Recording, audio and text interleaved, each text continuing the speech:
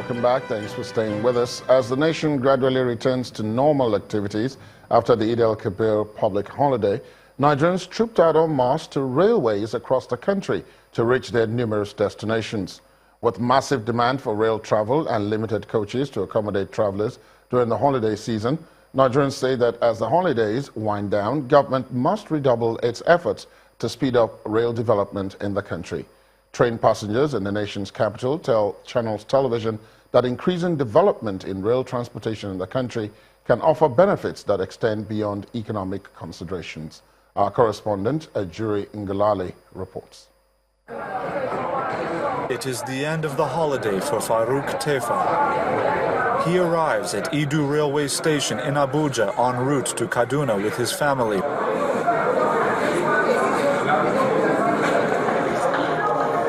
After prayers, they board the train after years of harsh holiday travel experiences.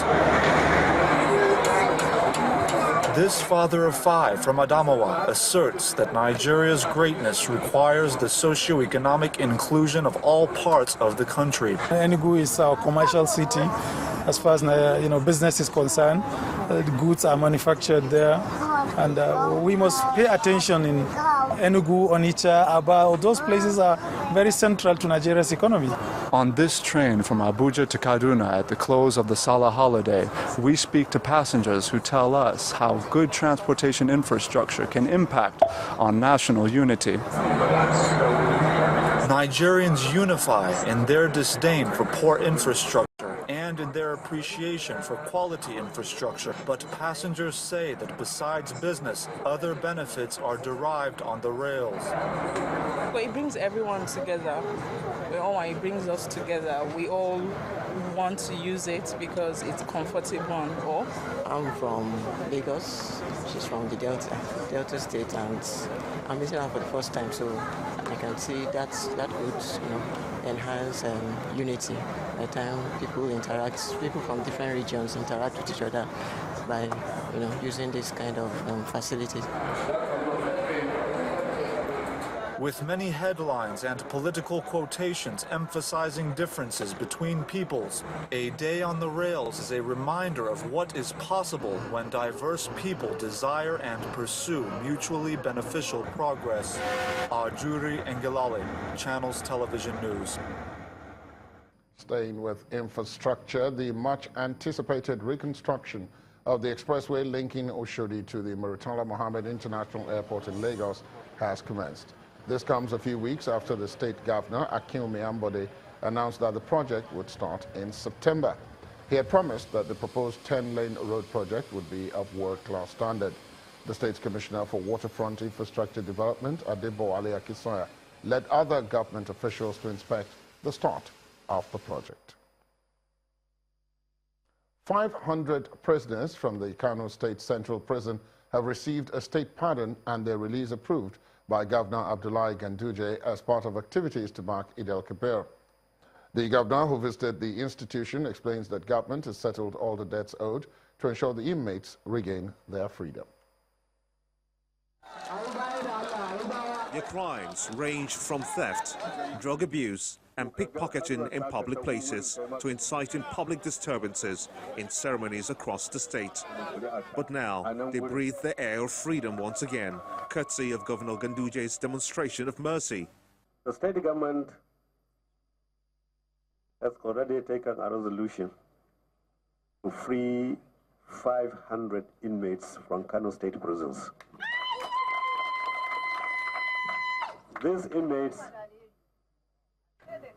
we have screened, identified, and confirmed.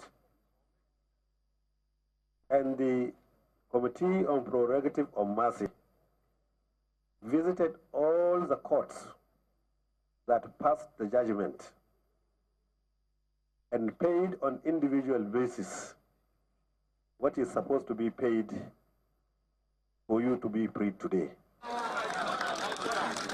Kano prisons are reputed to be the most congested detention facilities in Nigeria, with more than half the inmates awaiting trial.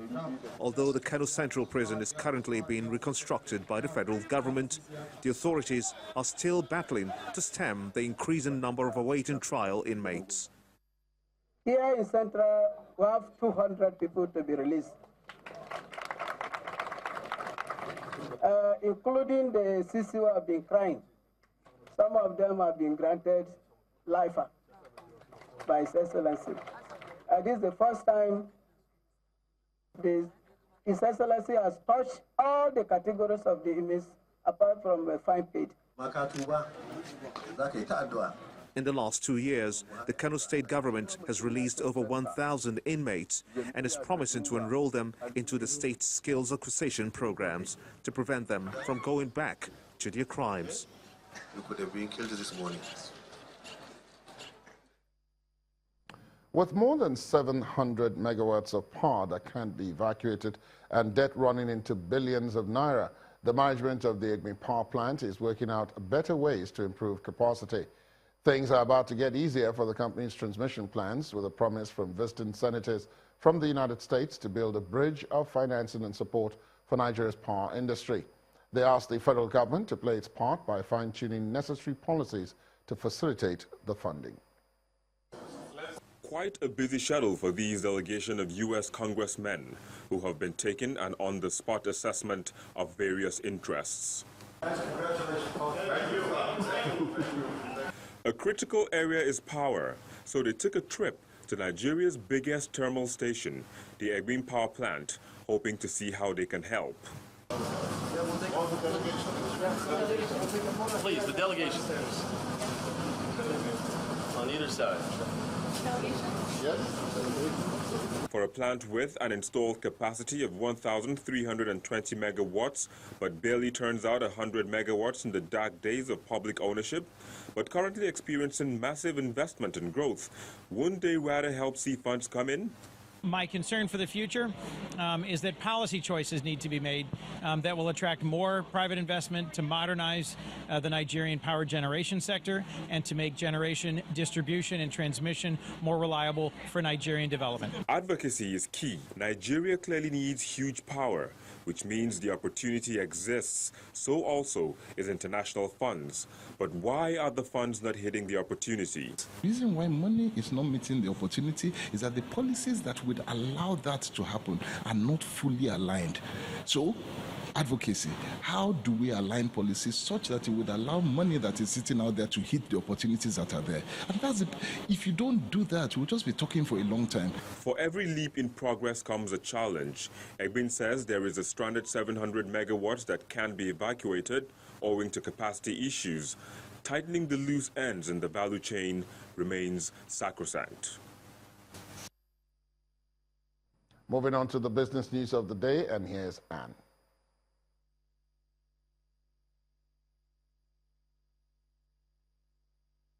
You first.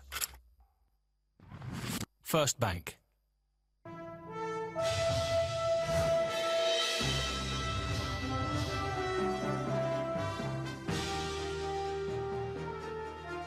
Thanks a lot, Ladi.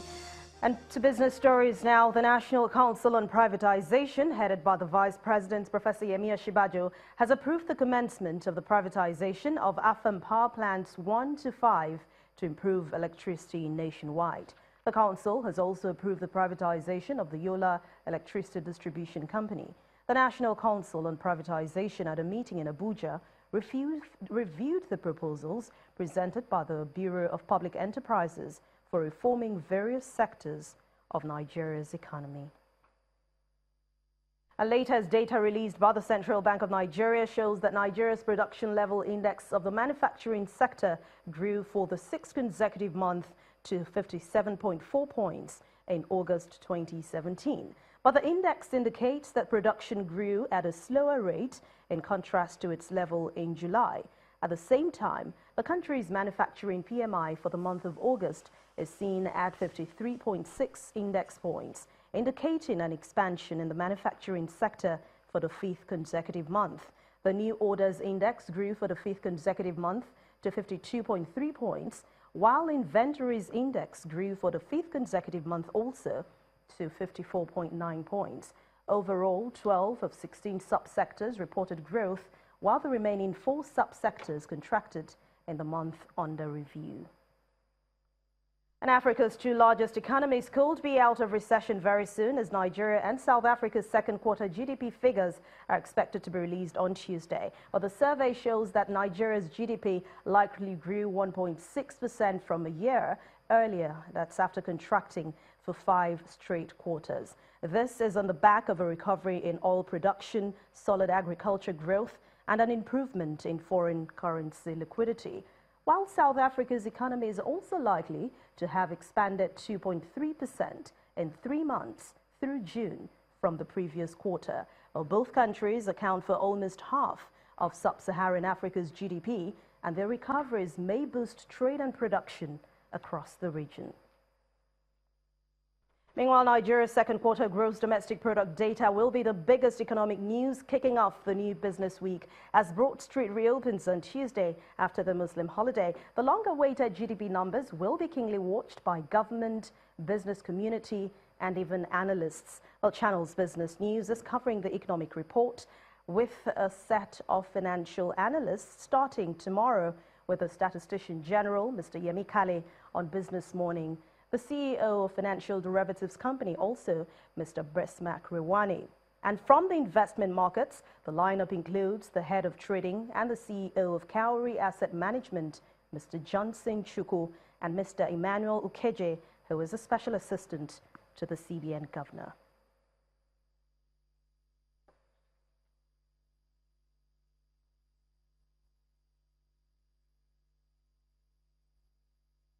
Well, Nigeria's financial markets are set to resume on Tuesday, that's tomorrow, after the long Muslim holiday. But it was a busy day for most other markets around the world. Let's take a look at today's performance.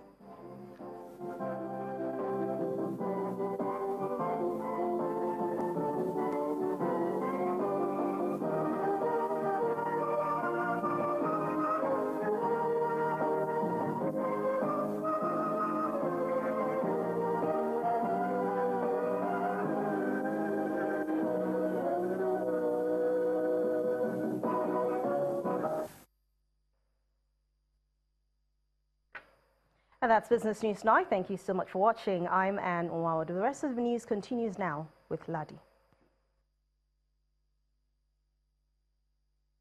You first. First Bank.